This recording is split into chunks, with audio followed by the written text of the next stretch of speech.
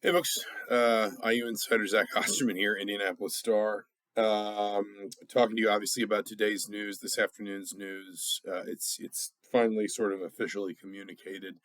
Mike Woodson will step down at the end of this season as Indiana's men's basketball coach, and Indiana at that time will go looking for its third coach in 10 years. We're going to spin this. Forgive me, that was my Outlook dinging. We're going to spin this more forward, but just to kind of recap on this a little bit. Scott Dolson just put out a fairly perfunctory statement, just said, and I'll even read it to you here, or at least portions of it. During a meeting with Coach Woodson on Wednesday, he informed me that he wanted to step down as our program's head coach at the end of the current season. He said it had been weighing on his mind for a while and that it was an emotional and difficult decision. We have had subsequent thoughtful conversations about his decision and his desire to ensure that the program is in the best position it can be in moving forward. At an appropriate time, Coach Woodson will articulate his feelings about his decision and his experiences these last 4 years. It is clear to me from our discussions the last several days that his number one priority is for the attention to be off him and instead focused on uniting Hoosier Nation in support of our student athletes, coaches, and most importantly, the program. We still have much to play for this season as we prepare for Saturday's game against Michigan and the remainder of the 2024-25 season, and we want to encourage Hoosier fans to rally around the program and support it in the same positive way that Hoosier fans did during Mike's All-America and Big Ten MVP playing career. It goes on like that for a little while, but that's the gist of it.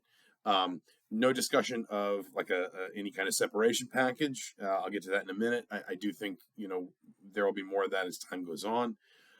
I think that it's certainly going to change some of the atmosphere around that Michigan game that's referenced in the statement with Dusty May coming back into town. I know this was not a decision that was reached, I don't think, from anyone's perspective just because of Michigan or just because of Wisconsin or any one game. I think this was very much kind of a wide lens thing that kind of got Mike Woodson in Indiana here. But he will step down and step aside, and Indiana will go looking for a new head coach as soon as the season ends.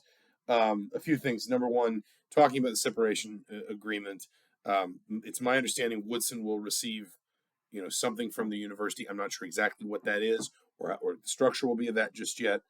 I suspect the $8.4 million that would have constituted Woodson's buyout if he'd been fired at the end of this season, terminated without cause. I suspect that will be a bit of a lighthouse in any kind of conversation. Will it be exactly that number? Maybe, maybe not, but something very much kind of in that frame.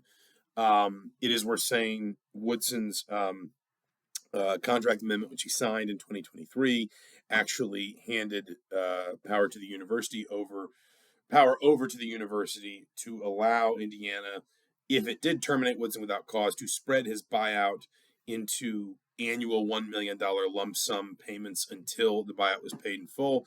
Indiana could try to do that. Again, Indiana could try to take all of this in one hit. Some of that will be dependent upon, I think, in particular, basically kind of what Indiana's been able. Typically, donations and gifts cover some of this stuff, as they did with Archie Miller's severance, as they did with Tom Allen's severance. If Indiana's been able to secure some of that, then I could see Indiana maybe wanting to take this in a bigger hit up front to clear some of the financial burden down the road, because obviously revenue sharing starts hitting the budget next season. On the other hand, on a budget of $150+ million, a $1 million line item is not gonna move the needle maybe the way that it would have 10 years ago for Indiana. So spreading it out in an arrangement similar to what was outlined in the buyout language in Woodson's amended contract, that could be on the table too. Talking about what's next, and listen, what's next for Indiana on the court is pretty obvious. They have 8 games left, starting with Michigan on Saturday. They're at Michigan State midweek, and then 4 of their last 6 games, UCLA, Purdue, Penn State, and Ohio State, are at home. They also have the Pacific Northwest trip. There is certainly still a path to the NCAA tournament for this team. Now, will it get there? We'll see. I think winning at least one of these next 2 games is kind of going to be critical in that pursuit, but we'll see where that goes. In terms of the wider picture, just kind of some words and some analysis, at least, sort of armchair analysis, as Indiana kind of begins to gear up for a coaching search. Because obviously, listen, the first thing I would say is there's going to need to be some patience here. With one or two exceptions, I think a lot of, if not all, the candidates that are even going to be like examined or vetted by Indiana are going to be working right through at least, late March, maybe early April. Anybody from the NBA side will be working through at least, like, I think mid-April. I think April 13th, 14th, somewhere in there is the end of the regular season. So there's an extent to which, like, maybe I'm wrong, but in all likelihood, I don't think, for example, anything's going to happen in the next week or two, at least in terms of stuff that is sort of forward facing and publicly confirmable, publicly announced. This is going to be a slow burn for a little while, obviously. In that vein, I would be surprised if Indiana does not bring in a search firm. Indiana engaged with Turnkey during the search that led to Kurt Cignetti's hiring. Turnkey is one of the most prominent search firms in the country, if not the most prominent search firm in the country. Search firms, they are just kind of there to manage details. They're there for a level of plausible deniability, so that a search firm can talk to an agent, so that an athletics director or a university doesn't have to talk directly to a coach. Conversations that maybe it serves everyone to happen behind the scenes before they're brought into the spotlight, like compensation or contract length, things like that. Some of that stuff can just kind of be sort of bantered back and forth between a search firm, which can take a series of criteria to maybe narrow the focus of a search. And again, agents are representation, so that everyone on kind of both ends of the discussion gets some plausible deniability.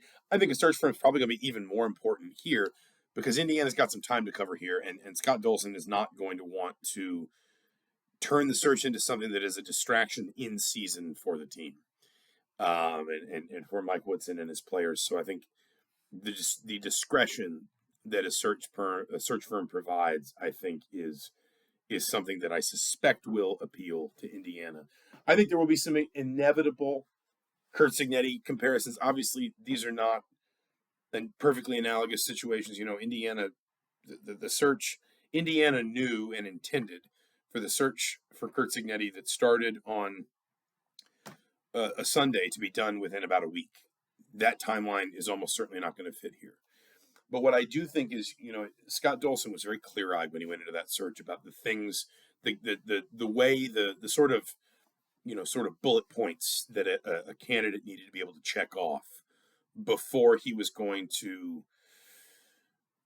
consider them more seriously. For example, he wanted someone who'd been a head coach with a track record of winning. He wanted an offensive coach. He wanted a coach who developed quarterbacks. He wanted a coach who had at some point in his past been a recruiting coordinator. This process, I would be surprised if Dolson does not have some of the same ideas. Now, he may be casting a slightly wider net in some ways, and again, he's going to have more time to refine his own thinking. But this is where a search firm can help too. I suspect Dolson, especially given a little bit more time, a little bit more runway in this, I suspect Dolson will be coming to the table with a similar sort of list of criteria and saying, these are the things that I think are going to be most important to find in our next head coach. And then again, a search firm can sort of take some of that stuff and say, well, this might fit. Did you consider this person? That maybe this isn't really what we're looking for, so let's move that to one side for a moment. A search firm can really help in that area as well, because obviously those people do a lot of this sort of matchmaking for a living. But I would be surprised if Scott Dolson's not coming at this with a certain measure of, sort of detail and what he's already thought out. And the last thing I would say, I wrote an insider that's up in indystar.com/sports already now, that among other things pointed out that when jobs like this come open, there's always a question of what's a home run hire, what's the best possible hire, and we all know some of the names Indiana's going to be linked to. But if you look around at other jobs like this one, historically speaking, they tend to make great coaches far more often than they hire them. the two modern recent examples that I can really, kind of give you are John Calipari going from Memphis to Kentucky, and to a certain extent anyway, Bill Self going from Illinois to Kansas. But on the other hand, Roy Williams going from Kansas to UNC is kind of its own thing because of Williams' background with North Carolina. But Williams went to Kansas from an assistant coaching position at North Carolina. Dean Smith, his mentor, was hired from um, Dean Smith was hired from an assistant coaching position at North Carolina. North Carolina's current coach, Hubert Davis, was hired off of Roy Williams' staff. John Shire was hired at Duke to replace was promoted, I guess you should say, with Davis and Shire both at Duke to replace Mike Krzyzewski, who like Bob Knight was at Army before he took the Duke job. Knight obviously takes the Indiana job. If you want some Big Ten specific comparisons, Judd Heathcote came to Michigan State from Montana. Tom Izzo was an assistant. Gene Keady and Matt Painter came to Purdue from, respectively, Western Kentucky and Southern Illinois.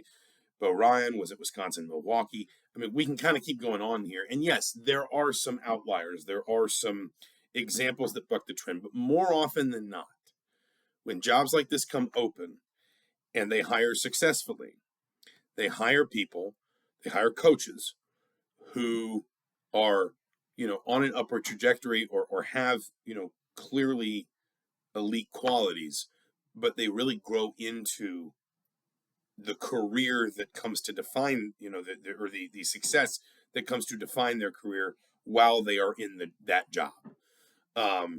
We saw this with Kentucky last year, and Kentucky certainly took some big swings, but it settled on Mark Pope, who's done a very good job in his first season by and large. So, it's just something to keep in mind. I'm not saying Indiana is not going to hire somebody with a resume as long as my arm. I just think it's something worth keeping in mind that historically, jobs like these tend to make the coach more often than they hire the coach, especially in college basketball. We will do some more of these as time goes on, but there really is a lot of time. I've got some things I need to get through. Obviously, we're all kind of working overtime here. It's already after 5 o'clock on a Friday, but we'll keep building this out as in the days and weeks ahead. If you watch this before, I think about 6:30 Friday night, Mike Neislick and I will be live podcasting here on the YouTube channel.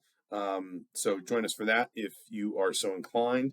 And IndyStar.com/sports for all kinds of coverage, insiders, columns, explainers, lookbacks, timelines, everything. We'll have everything you need. We'll get you taken care of, and we'll walk you through this whole process. But until then, or as we go along, for the Indianapolis Star, I'm Zach Osterman. Thanks so much for watching. We'll talk to you soon.